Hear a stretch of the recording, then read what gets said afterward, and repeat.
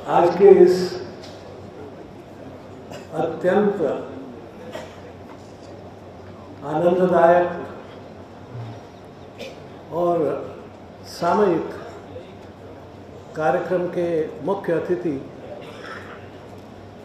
सम्माननीय श्री लाल कृष्ण आडवाणी जी, कार्यक्रम के अध्यक्ष सम्माननीय श्री शरद यादव जी, भारतीय जनता पार्टी के राष्ट्रीय अध्यक्ष प्रिय श्री राजनाथ जी, आज की उत्सव मूर्ति मेरे बहुत ही पुराने सुहृद, लगभग 50 वर्षों से श्री, और ज़्यादा भी है, जहाँ तक मेरा ख्याल है हो गया होगा करीब 55-56।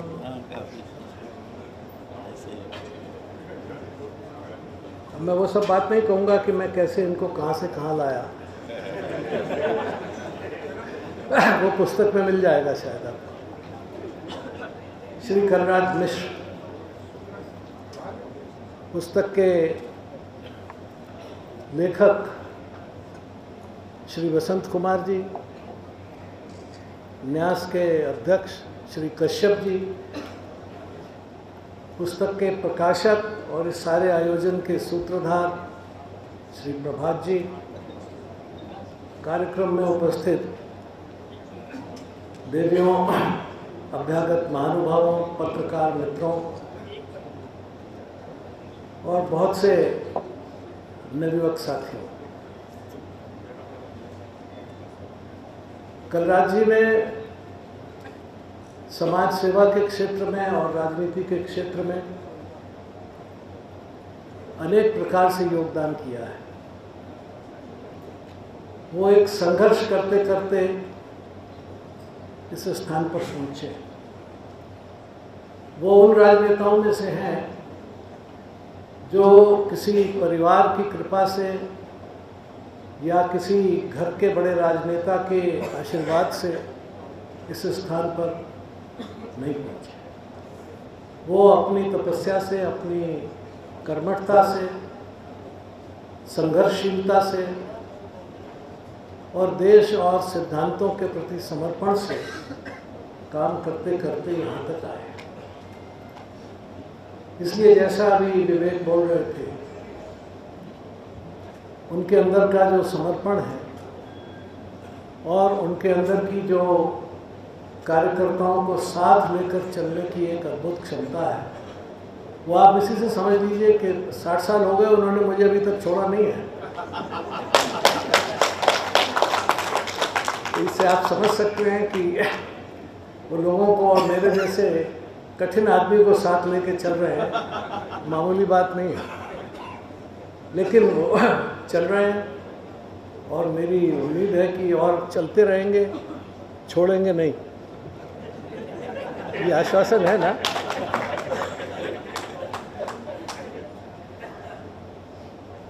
वो एक विचारशील, विचारवान और गंभीर व्यक्तित्व के धनी हैं। कभी उनके भाषणों में या बैठकों में आपने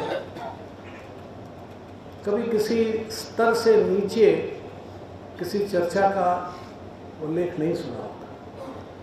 वो गंभीरता से एक स्तरीय चर्चा करते रहे हैं, विधान परिषद में, राज्यसभा में और अब विधानसभा में। उनके जो भी भाषण हैं, जो भी उनकी तरफ से टिप्पणियां हैं, वो इस बात का प्रमाण है कि वो एक गंभीर चिंतन के साथ और एक अत्यंत सधी हुई भाषा में, और जैसा उन्होंने कहा, मुझे कभी कभी देख के बहुत आश्चर्य होता है कि वो बड़ी सधी हुई और संस्कृत निष्ठ भाषा का प्रयोग करते हैं।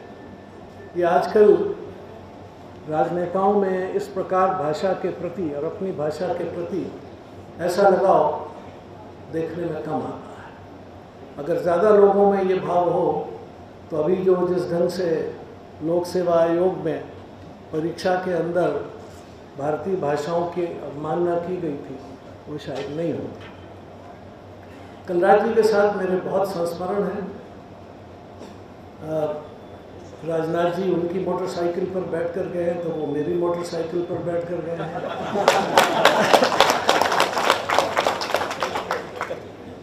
इसलिए ऐसे बहुत से संस्मरण हैं। हम लोगों ने गांव में पैदल चलते हुए गाजर चना मूंगफली खाते हुए चुनाव लड़े और लड़ाए हैं।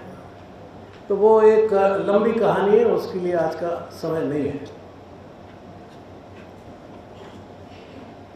राजनाथ जी ने कहा कि वो और ये गाजीपुर जिले के निवासी हैं। ठीक बात, वाराणसी मंडल के हैं, तो दोनों मेरे ही तत्वावधान में हैं, इसमें तो कोई आपत्ति नहीं।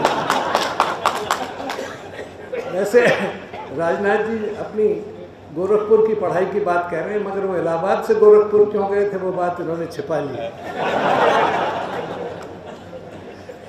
अब जहाँ तक ब्रह्मर्षि और राजर्षि का सवाल है, तो कलराज जी राजर्षि हैं? नहीं, ये तो ब्रह्मर्षि थे, तो इनको राजर्षि बनना होगा। आप राजर्षि हैं तो आपको ब्रह्मर्षि बनना होगा।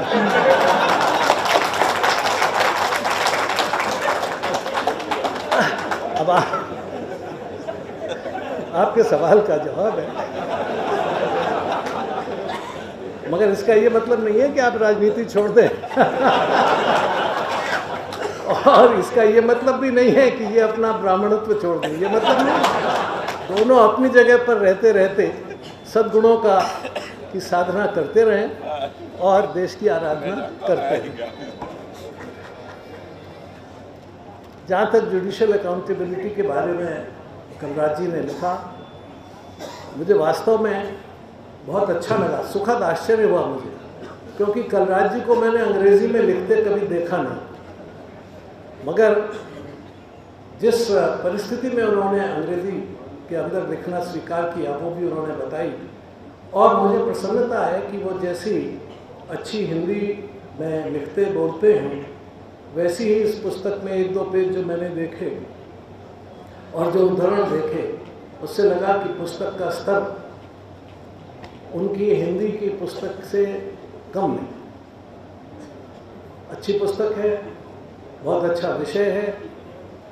जुडिशियल अकाउंटेबिलिटी के बारे में उन्होंने, मुझे पता नहीं भारत में कैसे न्याय मूर्ति हुआ करते थे उसका उल्लेख किया या नहीं, शुक्रनिधि का तो जरूर उल्लेख किया, लेकिन हमारे देश में न्याय मूर्तियों के बारे में जो आदर्श माने गए हैं इतिहास में, इतिहास के पुराने वाले तो छोड़ दीजिए, और निकट इतिहास में, वो थे राम शास्त्री, जो महाराष्ट्र में पूना में न्यायमूर्ति थे पेशवाओं के ज़माने।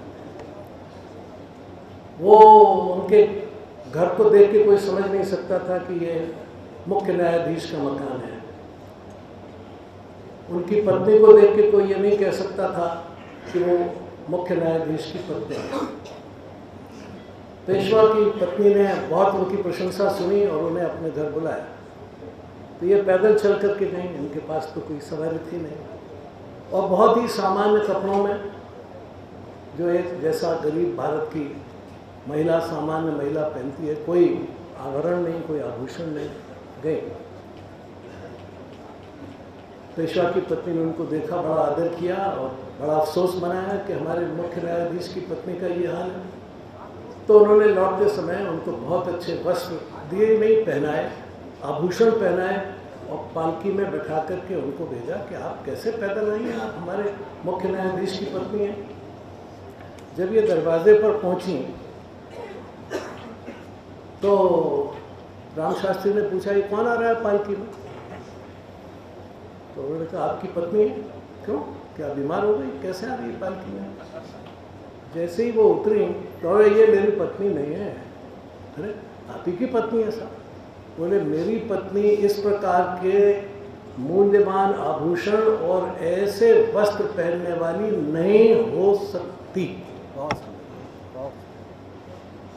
और चला जाओ वापस, जहाँ से लाई उसको वापस कर, और पालकी पर चढ़कर नहीं आना, पैदल आना। भाई मैं तुमको पालकी का भार वहन करने के लिए पैसा नहीं दे सकता। ये है जुडिशियल अकाउंटेबिलिटी। ये होता है न्यायमूर्ति, जिसके बारे में, जिसके चरित्र, जिसके जीवन के बारे में अंगुली निक्षेप नहीं हो सकता। कलराज जी कह रहे थे कि अभी दो प्रकार के जज होते हैं, एक वो जो कानून जानते हैं, दूसरे वो जो कानून मंत्री को जानते हैं। मगर इसकी भी विशद व्याख्या है। पहले इस देश में न्याय मिलता था, अब इस देश में निर्णय मिलते हैं। पहले कुछ ज़माने में निर्णय मिलते थे, अब निर्णय प्राप्त किए जाते हैं। इसलिए जुडिशियल अकाउंटेबिलिटी पर ये पुस्तक बहुत सामयिक है। मैं कलराज जी को बधाई देता हूँ कि उन्होंने एक बहुत महत्वपूर्ण विषय चुना, और वसंत जी को भी इस बात के लिए बधाई देता हूँ कि उन्होंने एक बहुत ही मान्य व्यक्तित्व को अपनी पुस्तक का, अपनी रचना का केंद्र बिंदु बनाया। और प्रभात जी तो हमेशा से ऐसे अच्छे काम करते ही रहते हैं।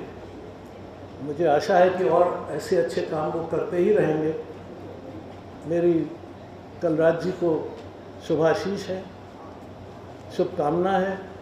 वो स्वस्थ रहे, आगे बढ़ें और देश में कीर्ति दूर दूर तक फैलाएं। और ये उन पर तय है कि वो ब्रह्मर्षि रहकर करेंगे कि राजर्षि रह के, ये मैं उन पर छोड़ता हूँ।